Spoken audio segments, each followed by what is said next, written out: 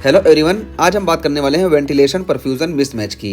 तो वेंटिलेशन और परफ्यूजन में मिसमैच कैसे होता है ये हम देखने वाले हैं। तो देखिए, वेंटिलेशन परफ्यूजन रेशियो को देखेंगे। पहले यहाँ पे देखिए, यहाँ पे 1 होता है, यहाँ पे ज़्यादा होता है, यहाँ पे कम होता है, ठीक है। तो ये मिसमैच कैसे हुआ, बस हम यहाँ पे यही देखने वाले हैं। तो देखिए, ये वेंटिलेशन क्या होता है। वेंटिलेशन हमारे जो इन्वायरमेंटल एयर से ये जो हमारे एल्वोलाई होती है कांटेक्ट में रहती है, और कितना ज़्यादा कांटेक्ट में हो उसी हिसाब से इसको हम बोलते हैं कि वेंटिलेशन, यानी कितना ज़्यादा वेंटिलेशन यहाँ हो रहा है। और परफ्यूज़न यानी यहाँ पे ब्लड सप्लाई कितनी हो रही है, उसी को हम परफ्यूज़न बोलते हैं, ठीक है। तो यहाँ पे हम लंग्स में 3 जोन देखते हैं। एपेक्स वाला जोन जिसको जोन 1 बोलते हैं, बेस वाला जोन जोन 3, और मिडिल जोन जिसको हम जोन 2 बोलते हैं। तो ये जो बीच वाला जोन है, इसमें वेंटिलेशन परफ्यूजन रेशियो जो होता है मोस्टली 1 होता है। कैसे? तो ये देखिए, यहाँ से जो ब्लड आता है परफ्यूजन के लिए तो मोस्टली नीचे की तरफ जाता है जब हम स्टैंडिंग पोजीशन में होते हैं, और ऊपर की तरफ कम जाता है, और बीच में एवरेज जाता है, ठीक है। और यही चीज़ जो इन्वायरमेंट से एयर आ रही है उसमें भी होता है कि यहाँ पे कम जाएगा, यहाँ पे उससे ज़्यादा, और यहाँ पे उससे ज़्यादा। तो यहाँ पे देखिए, परफ्यूजन में यहाँ सबसे ज़्यादा, यहाँ उससे कम, और यहाँ सबसे कम। और वेंटिलेशन में भी यहाँ सबसे ज़्यादा, यहाँ उससे कम, यहाँ उससे कम। ये चीज़ हो गई, ठीक है। अब यहाँ पे मान लो हमारा, देखिए हम एक नंबर लेके चले 4। तो अगर यहाँ पे परफ्यूजन हमारा 4 है तो वेंटिलेशन भी हमारा यहाँ पे 4 होता है। तो देखिए, वेंटिलेशन और परफ्यूजन रेशियो जब निकालेंगे तो 4/4 निकालेंगे तो ये हो जाएगा हमारा 1। तो यहाँ देखिए, ventilation perfusion ratio near about 1 आता है, ठीक है, जोन 2 में, मिडिल जोन में।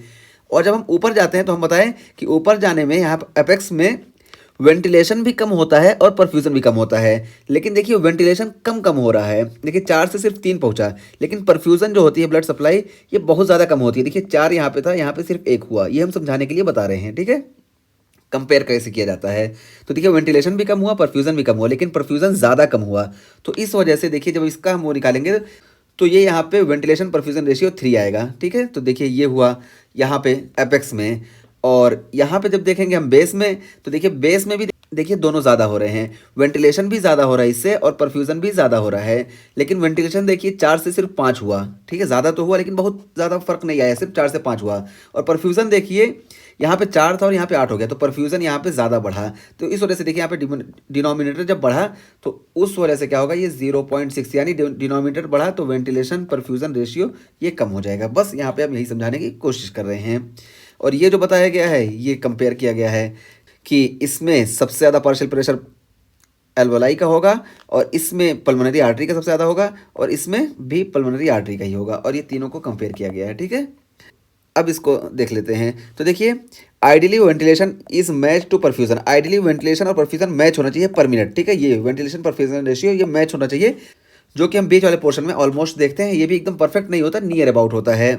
और उसके बाद लंग्स के जो जोन है अपर यानी अपेक्स वाला जोन, यहाँ पे देखिए वेस्टेड होता है वेंटिलेशन का। क्यों?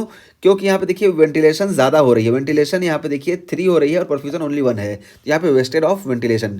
जब दोनों बराबर थे तब तो ठीक था, लेकिन यहाँ पे वेंटिलेशन ज़्यादा हो रहा है, इस वजह से इसमें वेस्टेड ऑफ वेंटिलेशन देखने को मिलता है। और यहाँ पे वेंटिलेशन परफ्यूजन रेशियो जो होता है ये 3 होता है। तो देखिए, ऐसे हम निकालते हैं। तो जब 3 को 1 से डिवाइड करेंगे तो हमारा 3 ही आएगा। इस तरह हुआ। और बेस की बात करें तो देखिए, यहाँ पे वेस्टेड ऑफ परफ्यूजन देखने को मिलता है। क्यों? तो देखिए, यहाँ पे वेंटिलेशन 5 है और परफ्यूजन ज़्यादा है 8। तो इस वजह से यहाँ पे बेस पे हमको वेस्टेड ऑफ परफ्यूजन देखने को मिलता है। और जब हम इसको वो करेंगे तो हमको 0.6, यानी हमको बेस पे वेंटिलेशन परफ्यूजन रेशियो कम देखने को मिलेगा। मिडिल में हमको वेंटिलेशन परफ्यूजन रेशियो ये 1 देखने को मिलता है। ऊपर ज़्यादा देखने को मिलेगा, नीचे कम देखने को मिलेगा। ये चीज़ बस यहाँ बताई गई। और फिर उसके बाद बताया गया कि both ventilation and perfusion are greater at the base of the lung than at the apex of the lung. तो ही बताया गया कि वेंटिलेशन और परफ्यूजन दोनों जो होते हैं बेस में ज़्यादा होते हैं, ठीक है, एपेक्स के मुकाबले। तो देखिए, यहाँ पे 5/8 है और यहाँ पे देखिए 3/1 है। तो यही चीज़ इस लाइन में बताई गई है।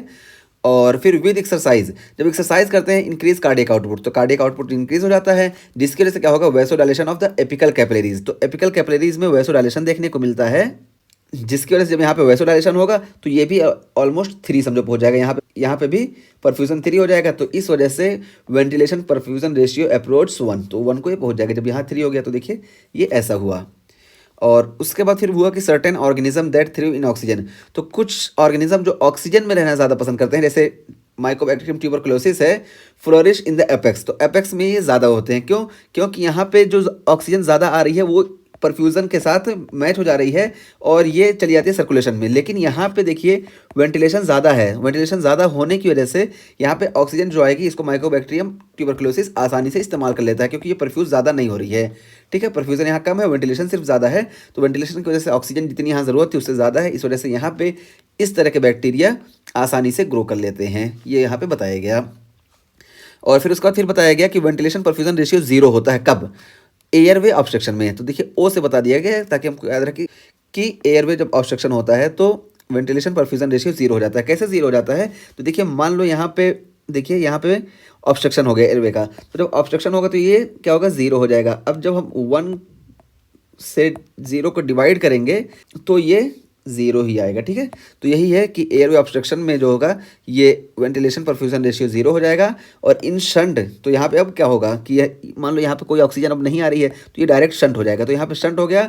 और अगर 100% oxygen does not improve partial pressure of oxygen, अब हम 100% ऑक्सीजन जब देंगे तो यहाँ पे जब पहले से ब्लॉकेज है, यहाँ पे कितना भी हम ऑक्सीजन दे दें यहाँ पे ऑक्सीजन आएगा ही नहीं, इस वजह से पार्शियल प्रेशर ऑफ ऑक्सीजन जो होगा इसमें कोई चेंजेस नहीं आएंगे, नहीं बढ़ेगा। ठीक है, जो मीन यहाँ पे हमारा है इसमें चेंजेस नहीं आएंगे, क्योंकि यहाँ पे जब ब्लॉकेज है, ब्लॉकेज की वजह से यहाँ पे हम कितना भी ऑक्सीजन देंगे यहाँ आएगा ही नहीं, तो यहाँ पे एक्सचेंज होगा नहीं, इस वजह से कोई चेंजेस नहीं आएंगे। और ये ऑब्स्ट्रक्शन किसकी वजह से होता है? तो फॉरेन बॉडी एस्पिरेशन, तो फॉरेन बॉडी एस्पिरेशन की वजह से एयरवे ऑब्स्ट्रक्शन हो जाता है, इसमें वेंटिलेशन परफ्यूजन रेशियो 0 हो जाता है। और वेंटिलेशन परफ्यूजन रेशियो इन्फिनिटी हो जाता है किसमें? ब्लड फ्लो ऑब्स्ट्रक्शन में। तो ब्लड फ्लो ऑब्स्ट्रक्शन, मान लो यहाँ पे ब्लड फ्लो ऑब्स्ट्रक्शन हो गया तो वेंटिलेशन परफ्यूजन रेशियो ये 0 हो जाएगा, यहाँ पे हुआ, यहाँ पे हुआ, जहाँ पे भी होगा उस रीजन के हिसाब से। तो जब ये वाला 0 हो गया परफ्यूजन, तो जब हम किसी भी डिजिट को 0 से डिवाइड करेंगे तो वो हमको इन्फिनिटी देखने को मिलता है। तो वही है कि वेंटिलेशन परफ्यूजन रेशियो इन्फिनिटी देखने को मिलेगा अगर ब्लड फ्लो ऑब्स्ट्रक्शन हुआ। तो देखिए डबल ओ से हमको याद रखना कि इन्फिनिटी वाला साइन बनता है। और इसको हम बोलते हैं फिजियोलॉजिकल डेड स्पेस। ठीक है, यहाँ पे फिजियोलॉजिकल डेड स्पेस हुआ assuming less than 100% dead space. तो ठीक है, अगर लेस देन 100% डेड स्पेस हो रहा है, यानी पूरा नहीं बल्कि कुछ कम है, तो यहाँ पे 100% oxygen improve partial pressure of oxygen. तो अब हम जब ऑक्सीजन बहुत ज़्यादा दे देंगे, 100% ऑक्सीजन देंगे, तो यहाँ पे 100% डेड स्पेस क्रिएट नहीं हो रहा है, कुछ हल्का फुल्का बाकी है। तो हल्का फुल्का जो एरिया बाकी है, यहाँ से जब ऑक्सीजन बहुत ज़्यादा आएगी तो उसको ये यूज़ करेगा और उसकी वजह से partial pressure of oxygen in artery जो होगा ये बढ़ जाएगा। और ऐसा होता है पल्मोनरी एम्बोलिज्म के केस में। तो पल्मोनरी एम्बोलिज्म के केस में मान लो यहाँ पे एम्बोलस का फॉर्मेशन हो गया, तो अब क्या होगा कि यहाँ पे वेंटिलेशन परफ्यूजन रेशियो डिस्टर्ब हो जाएगा, बल्कि इन्फिनिटी हो जाएगा।